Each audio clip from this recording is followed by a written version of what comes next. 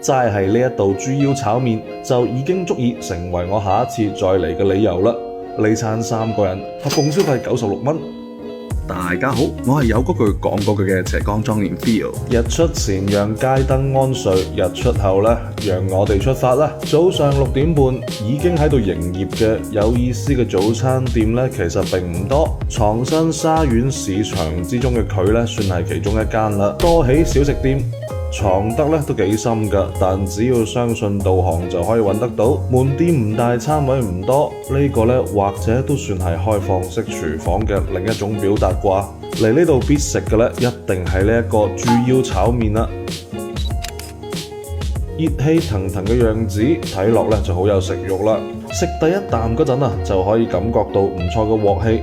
麵嘅口感咧都唔會過腍，仲係咧有一定嘅身骨，搭配爽脆嘅芽菜同埋蔥段，口感咧相當豐富。豬腰嘅量咧都好感人㗎，清洗得相當乾淨，冇任何異味。我建議咧喺食咗一半之後試一試呢度嘅辣醬，雖然咧係有提供蒜蓉辣醬㗎，但咧我更加中意呢個帶啲小魚乾鮮味嘅炒麵加辣醬嘅組合咧，我強烈推薦啦！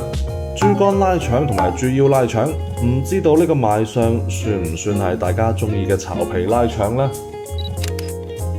拉腸本體米味唔錯㗎，但呢我略嫌佢有啲過於黏嘴啊。豉油嘅鹹度唔高，帶啲甜添。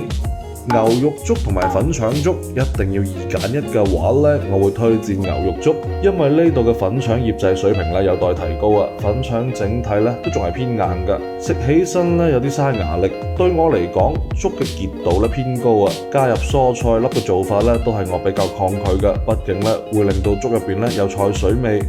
牛三星湯賣相同好睇咧冇乜關係㗎，牛腰嘅處理上咧我都仲係更加中意華叻強㗎。呢度啲改刀形狀咧自由奔放，大小不一，食起身咧偏韌㗎，湯底咧都冇乜獨特嘅味道，唔推薦。淨豬手，豬手幾入味㗎，仲保持住唔錯嘅爽感，食起身並唔飽膩，亦都唔黐嘴。呢餐3個人合共消費96蚊。有嗰句講嗰句，齋係呢一道豬腰炒麵就已經足以成為我下一次再嚟嘅理由啦。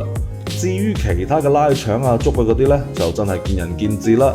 店員呢都係上咗年紀嘅叔叔阿姨，慈眉善目，富有熱情。